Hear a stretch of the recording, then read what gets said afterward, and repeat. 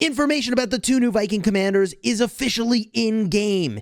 In the official forums, we've got information about both commanders and some patch notes, baby. So let's see what's cooking up.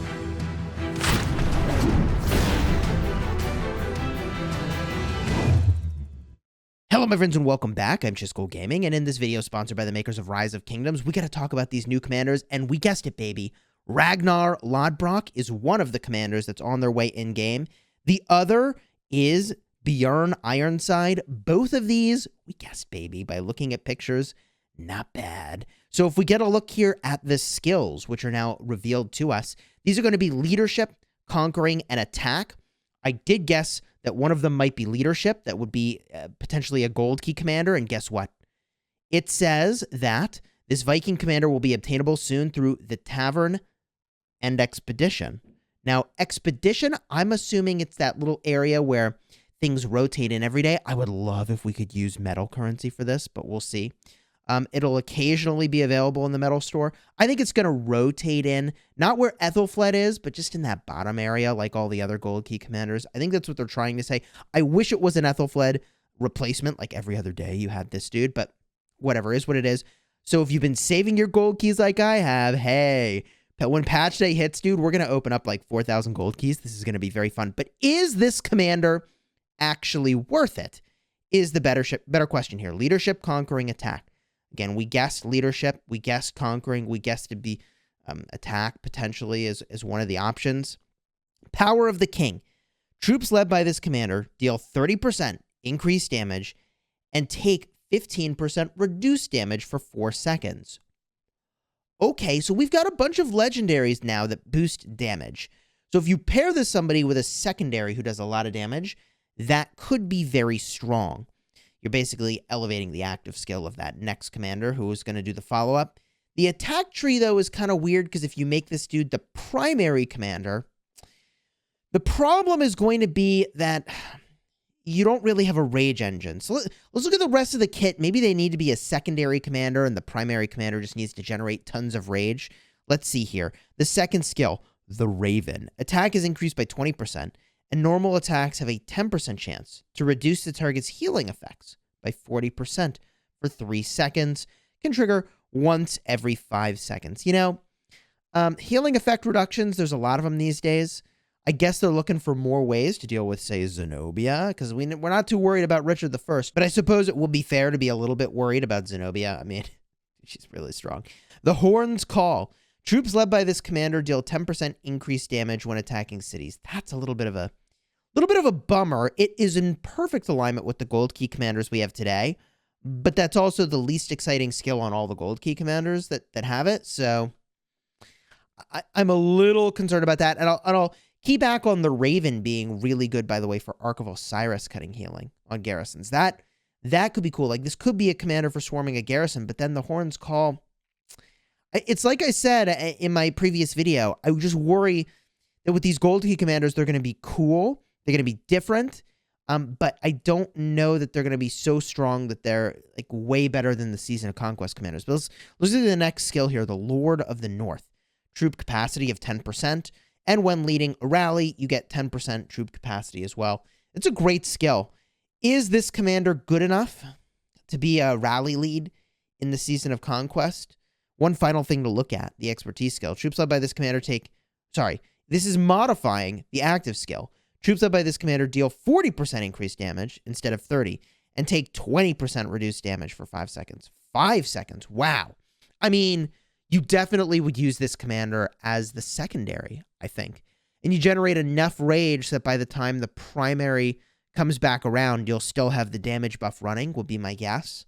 That's probably the way I would try to swing that and use a commander that, you know, does some pretty reasonable rage gen. Maybe a support commander as the primary. We'll have to look and see who we think we'd pair them with, but overall, I'm lukewarm on this commander. I'm only lukewarm because the healing effect reduction, I'm not too concerned about. The city hitting skill is really uninteresting to me entirely. I got plenty of ways to do damage to cities. I'd much rather have something that doesn't just do damage to a city, but is also useful other places. I think this commander is almost certainly legendary tier based on the quality of their skills. And if we just get a look back at the text here, Does it say? Yes, it's okay. It says legendary commander. I didn't have to deduce that. It says it right there. In the next post, we've got another commander here. It is epic. Okay, so it showcases that it is epic. And I did guess that an epic commander will be infantry conquering, and skill seems perfectly reasonable. Let's get a look here at the kit of Bjorn. Fearless Fighter. Deals direct damage factor to the target of 500. Now, that feels a little low to me. I'm going to be honest. Feels low. This is Belisarius levels of low almost. Belisarius is 300 damage factor. Increasing their damage taken. No, it's just skill damage taken by 10% for 3 seconds. It's a nice debuff. Don't get me wrong. It's actually a great debuff if you're swarming something, but the damage factor just feels lackluster. I mean, we got Boudica doing like 1,000 damage factor, you know. 500 damage factor is pretty low, but let's keep going.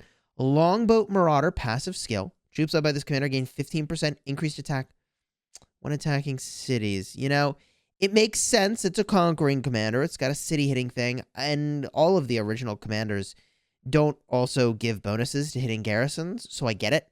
Let's look at the next skill here. Viking Lord. Infantry units led by this commander gain 10% attack and 10% defense. Solid. Health would have been probably a better stat, but if you just look at what epic commanders have, this is totally consistent. Ambush. Normal attacks have a 10% chance to deal direct damage to the target. Damage factor 800. That's nice. Triggers once every 5 seconds. Okay. I mean, it's funny. Like, an epic quality skill is 800 damage factor, whereas El Cid does 1,000. That's really good. I mean, that's a lot of damage factor. I'm not in love with the fact that you can't really break that, right? Like, it's your normal attacks. You can't break that. Not like things that are related to rage or when you're getting hit and if you're getting swarmed, that could be broken. Let's look at the expertise skill. Modifying the active skill. Deals direct damage factor 700, causing the target and up to 2 nearby enemies in a forward-facing fan-shaped area to take 15% increased skill damage. Now, if this is making the active skill AoE damage, but I don't think it is. I think what this is doing is 700 damage factor to the target, and then in a fan-shaped area, the target and 2 other enemies, or maybe the target and 1 other enemy, are taking 15% increased skill damage for 3 seconds. I mean, if it was actually like 3 targets, 700 damage factor, and they all take 15% skill damage, I think that'd be pretty legit. Less than that, and I think he's fine, but I don't know if he's like totally backbreaking. I will say I generally underestimate commanders that, you know, don't have a ton of damage factor and you're relying on getting a lot of utility from the other aspects of their active skill, like in this case, increasing the skill damage taken. I think that if you're swarming a target, this is pretty solid. So for early game Ark of Osiris, I think there's some pretty cool stuff here. No, there's not March speed. And yeah, the second skill is just related to attacking cities, but I think this commander could be pretty interesting for new players. I don't think I would invest in him over a commander like Sun Tzu, but he could be a pretty good pairing with Sun Tzu at some point, and that actually would all be pretty reasonable. Yeah, as a secondary to Sun Tzu, I think this guy could be pretty legit. I actually think that would be a pretty exciting combination, and maybe you even use him as the primary, come to think of it. He's increasing skill damage taken, so you use this guy as the primary, Sun Tzu as the secondary, and that way, you've got the infantry tree, the skill tree. You're going to make it so that they take extra skill damage, and then Sun Tzu does a bunch of skill damage. I mean, he's a cool commander that new players can get a look at. Older players into the game are going to have a lot of options. And I think that's true kind of both of these commanders, if I'm being honest. I think that there is definitely some potential over here to kind of break what this commander is doing with a proper rage engine. I mean, 20% reduced damage taken is kind of a big deal. If you're working on these commanders, the way that you would probably approach this for this commander is to max the first skill, max the second. Then you want to apply skill lock, unlock. Well, I guess you don't need skill lock, but you'll unlock the third and fourth skill there, and then you'll hope that everything lands on the fourth skill. Will be the way to work on this legendary. For the epic, unfortunately, it's the second skill that's related to hitting cities. So I think for this commander, I mean, you'd max the first skill, then take them to 4 stars, and I mean, they're epic, so you'll max them out pretty quickly anyways, but you'll try to work on that 3rd and 4th skill there. And if we just get a quick look at where they're available, he's in the Tavern, Expedition, occasionally in the Metal Store, and the Warriors of the Frozen Sea event. There is going to be an event for the Epic Commander, and there's a Legend of the North bundle where this dude is going to be available. Nice. Let's get a look now at the patch notes. Greetings, Governor. We plan to update the game to version 1.0.47 Age of Vikings on the 26th. So that's coming up in just about a week. You can download it in advance. Very nice. Let's get a look at these notes. We see here that you can change to a new civilization. Wait a minute. The Vikings. Infantry units, 5% attack. I called that. All units, 3% counterattack damage. I did say that was a possibility. All troop load, I'm not excited about. How does this civilization really stack up? I mean, we've got to get a look still at the special units and see what they do, but disregarding the special units for a moment, infantry attack is a stat that is really not premium these days. Attack as a stat is just not premium. I get that you do more damage, but I'm not excited about it for the Season of Conquest. And counterattack damage, I guess that's cool, right? But I don't know. I personally would rather have the march speed. Strictly speaking, however, what's better for a garrison? 5% infantry defense, and that's the only boost you get, or 5% infantry attack and 3% counterattack damage? I mean, the 3% counterattack damage with the 5% attack is probably the better combo if you were comparing to Rome, just for pure combat effectiveness where you don't care about march speed. I think most of us do care about march speed. The other option here is France, 3% health, and then no other combat-related buff. You get a healing speed boost. Last option would be Japan, who also doesn't have like a secondary stat beyond, the stat points you're given to all unit types that is combat-related. I think this is an okay civilization. I don't know that I would say that it, is massively game-changing. I think in the early game, people are going to really enjoy troop load, and they're going to hit some cities. All right, if we cruise through the rest of these notes, we do see that they're talking about the commanders here. Champions of Olympia, new game mode is coming soon. So they were testing this. We actually had an opportunity to play this in advance with the developers. I'll have a card up in the top if you'd like to check out that video. I think this game mode could be really, really fun. My hope is that eventually they add a ranked version of this game mode. Obviously, I don't think they need to do that immediately.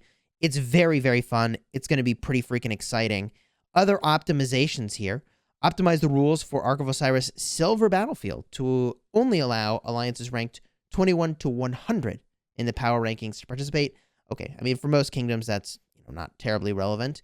A limited time daily special offer discount will be available for 2 weeks, starting on the 28th. During that event, the 3 daily special offers can be bought together as the daily special offer mega pack. Okay. Hey, I'll take a discount. I mean, I'm not actually buying that pack, but if I were, a discount will be very welcomed. And, and hey, there are plenty of commanders in there that are pretty exciting. Alexander the Great commander in there. Esong's in there. Optimize the battle log so it will display more detailed information. Okay, I'm generally a fan of that. And optimize the calculation method for designating Imperium kingdoms. Hello. Troops in the Hall of Heroes will now also be a part of the total power calculations. Wow. Well, this definitely influences the cycle of kingdoms leaving Imperium, because now, if you're the first kingdom out of a KVK, like we're about to be, we're going to get our troops back, but all these other kingdoms are still really low on troops because they're still in the middle of their fighting. So this will probably jump us further out of Imperium. So if you'd like to join Kingdom 75, there's probably never been a better time. Consider joining, and I'll have a link in the description to our migration Discord. So I'm pretty hyped overall for the entrance of new commanders into the game, the ability to spend my gold keys. We guessed which commanders they were based on the pictures, which is pretty exciting. I'm lukewarm about the influence they will have, but I am not always right about how commanders will perform. I don't think I guessed that Zenobia would be amazing. She was. I didn't think Attila Takeda would be very good. They were. I mean, I could just be dramatically underestimating the value you get from just the raw damage increase and damage taken reduction that Ragnar is offering. We'll find out soon when they're released. I've got 3,700 gold keys with his name on it. If you enjoyed this video, throw a like on here and consider subscribing for those daily Rise of Kingdoms videos designed to help you get value and smash your enemies. And until next time, you have fun smashing the kingdom.